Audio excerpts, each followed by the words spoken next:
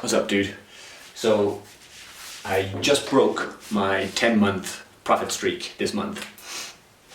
And it's so interesting that it came after my biggest month on the profit streak. So last month I did 13%, and this month I finished negative 2 point something. And I want to boil down, because I had a lot of relearning of lessons this month. So I'll leave that there for a second. So basically, the first thing is, one of the reasons that this happened was that I had a great month last month, so I said, it's time to reinvest. So I paid for some education. I was a student. And it actually ended up having a negative effect on my trading, because I had a system that worked and I started adding in extra parts. And it's not to say that that was a mistake. I'm really glad that I paid for the education, because there's areas in that I've taken that will make my trading better. At the same time, when we're learning something and implementing at the same time, it's going to have initially a worse impact, because of course we don't have the data on it yet. And basically what ended up happening was I went back to certain old mistakes, and the main one that I noticed was the previous trade bias syndrome, if you know what I mean. It's basically I was changing or adjusting the strategy based on the previous trade. So I would take a trade incorporating these new elements, excuse me, and let's say it wouldn't work. So then I'd say, okay, why did this trade not work? And the next trade, I would change that, and then something else would happen. So then I would change that, and it was just like this circular effect, to the point where I was like, okay, I need to just stop trading this new way until I have nailed it, until I have it mechanical. So then I went back just to trade my old system, and yeah, started winning again. And then today was a highlight of why that's important, why it's super important for us not to change our system on a trade-by-trade basis. So let's just say that this, I wasn't going to use this for this, but let's just say this is my system. Can you see that? So basically the market has a cycle up, let's say level 1, level 2, level 3. We put in a peak, and then I will take once this peak is confirmed, I look for level 3 behavior, coil volume. I basically want to see a consolidation after a big move up. So step 1, have a big move up, create some space to target, and then consolidate. So today, this happened on US 30. See? So US 30 had a pump up, so F1C yesterday, market dumped, we then pulled right back up again. So we created this loads of beautiful space below, and we went sideways. So we created this consolidation here. Before the New York session, we then broke structure and then went sideways again and pumped up. So now we have, am I in view? Yeah. We now have a pump, consolidation, and then a fractal pump and consolidation. Once news, we had 7:30 news today, it pumped up, took out these highs, and then broke structure. Boom, that is my entry. So I entered here, targeting an imbalance down here. So let's say this imbalance here. Price ended up moving, equities opened, had a spike back up, and we came the whole way down, and we literally just missed my take profit. Can you see? Yeah, so price came the whole way down, was literally a couple of pips from my take profit, and then ended up actually reversing and going the whole way back up to my stop loss. So if I was changing my strategy on a trade-by-trade basis, I would say, okay, right, if we come, let's say, 75% down, I'm going to lock in some profits. That's what would happen if we were doing it on a trade-by-trade basis, which I had been doing this month. But no, we cannot do that, because then after that, I caught another 2 trades actually. So we ended up having a full cycle down. So now we can see this is a cycle up, this is a cycle down. I then traded GBP AUD and GBP CAD on the same system. So we have 3 levels up, 3 levels down, header consolidation, fractal, breaking structure, coil, boom. Doesn't matter about the strategy, but I got another entry here, longing the pound crosses. Put my target here, targeting an imbalance, and price came up to here, didn't hit my take profit, had a little pullback. So if I was changing on a trade by trade basis, this is on this pullback, I would end up closing my trade. Price ended up actually hammering through and blasted way past my take profit on both the trades. So we never know what the market is going to do. We can just have our mechanical rules and follow them, following the rules above everything else. It really was a massive wake-up call to me this month, because everything was new. Like in trading, we really want clarity. Like we want ultimate clarity on our setup, what we're looking for when we come to the markets, and ideally the night before, look at the daily close and then have an idea whether or not we might get a trade the next day.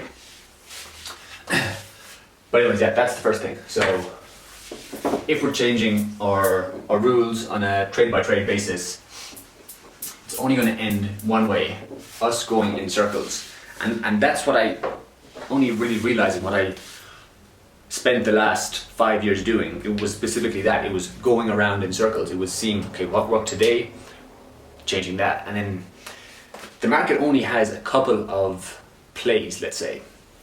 So let's frame it like this. So just say price is up here. Or actually better, let's say price is here. So price is completed level 1, moving to level 2. We're approaching the peak now. So we're now waiting for a peak to get put in. The way that the market moves, as we know, is to the big players engineer a price in a way that makes it look like it's going the opposite direction to then. Like if it's going to go up, it must first look like it's going down, and vice versa. So the way that they do that is they have a couple of plays, and that's literally what peak formations are. That's what highs and lows are. Yes, there's algorithms at play, but the reason that we get similar like patterns, let's say, is because that is the effective way to trick us into buying when it's about to go short and selling when it's about to go up. So that's why the market looks the same repeatedly. And again, it's not the exact same, but it's different variations. So for instance, one variation of a peak formation, let's say, is an M. Another one is, I don't remember what it's called, but when the second leg goes higher. So this one is the first leg goes higher, this one the second leg goes higher. So if we take a trade and we say, okay, stop above here, and price, or just so we have a deep stop loss. So price, we'll make it bigger. Yeah. So if our stop loss is all the way up here, price comes to here and then goes to our take profit. If we're looking to improve our trade after every single trade we take, we'd say, okay, well, my risk reward was 1 to 2 here. Price didn't actually come near my take profit, so next time I'm going to put my stop loss here. Now I've got a 1 to 3 risk reward. But then the next time the variation is we put our stop loss here, they end up taking the high and then moving. So neither of those is better. We don't know when we're going to get this variation 1, when we're going to get variation 2. So what we have to do is have our setup, have a fixed place to put our stop loss, and have a fixed rule to have our take profit.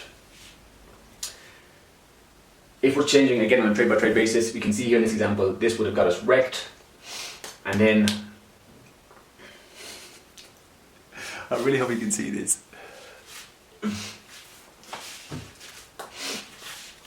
I'm trying to get on that point. So, right, recap. I started multiple points there. So when the price is going to reverse, there's going to be different variations. The peak is going to look different times. Therefore, we have to have a system that we can execute on no matter what the peak looks like, no matter what variation is at play, let's say.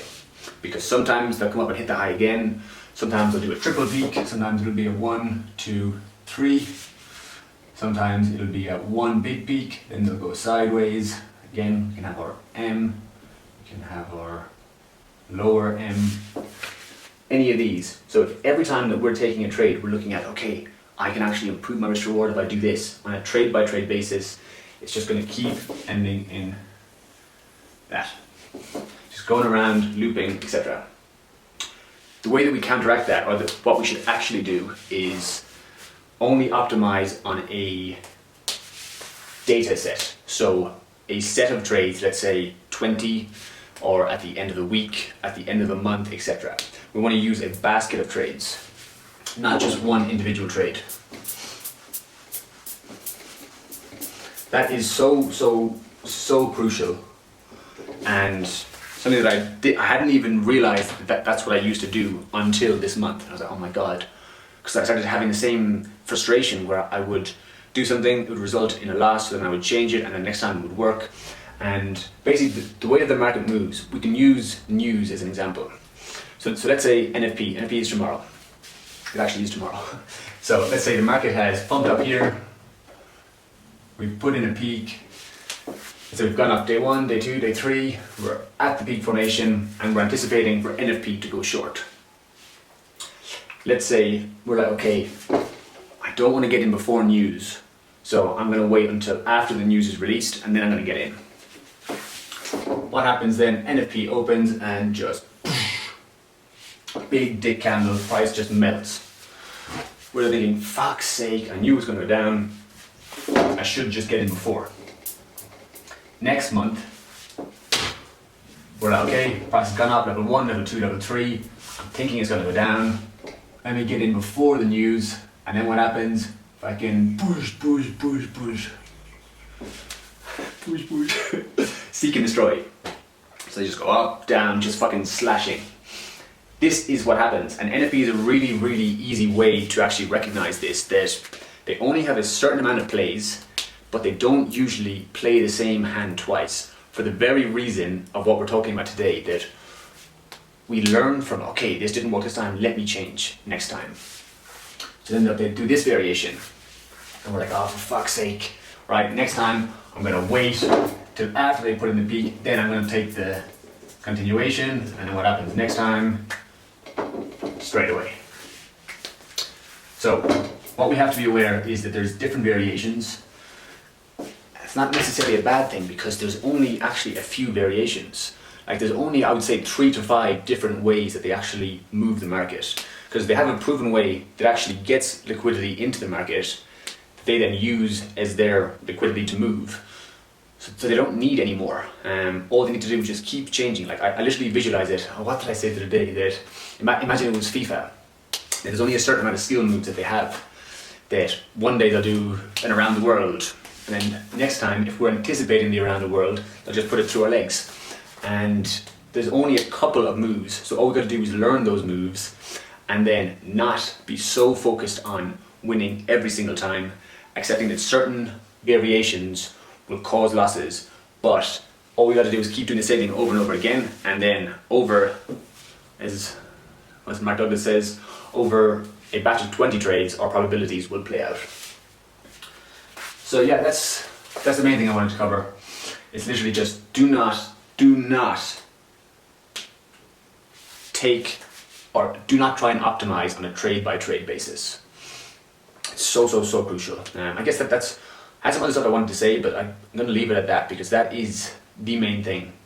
I'll record another video maybe now, but let's leave this one here. If you find yourself, which you probably are, because I really was, it's natural. Like we take a trade and we think, okay, let me study this now. Let me figure out how I went wrong so I can improve. And we think that we're actually doing a good thing. So instead, stop that. Yes, learn. Yes, journal on it, study it, figure out how you could have traded that better, but do not change your rules until that has happened multiple times and you're looking at a batch of 5 to 10 trades. And then you can go, okay, out of these 5 to 10 trades, yes, certain times, certain variations didn't play out, but overall the system still works. maybe there might be a slight tweak, a slight tweak at the end of the month. But really, we should not be changing our strategy midweek. You could even make that a rule and say, look, this week I'm going to execute these set of crystal clear rules. I will reassess at the end of next week. It really helps then because, again, Mark Douglas always talking about, okay, yeah, don't be focused on the money, focus on the system, focus on the probabilities.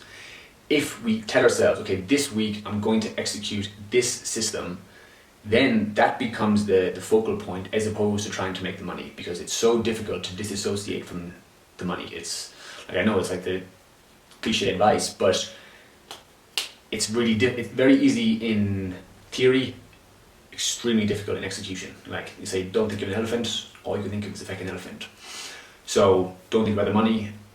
It's pretty useless. So this is an action you can do is say, okay, look, this week I have my set of rules. I'm going to execute these rules all this week. Even better if you do it for a month, but let's just say by week basis, this week I'm going to execute these rules, and at the end of the week then I will look to see if there's anything I want to change. Cool. I will leave it there and catch you guys soon.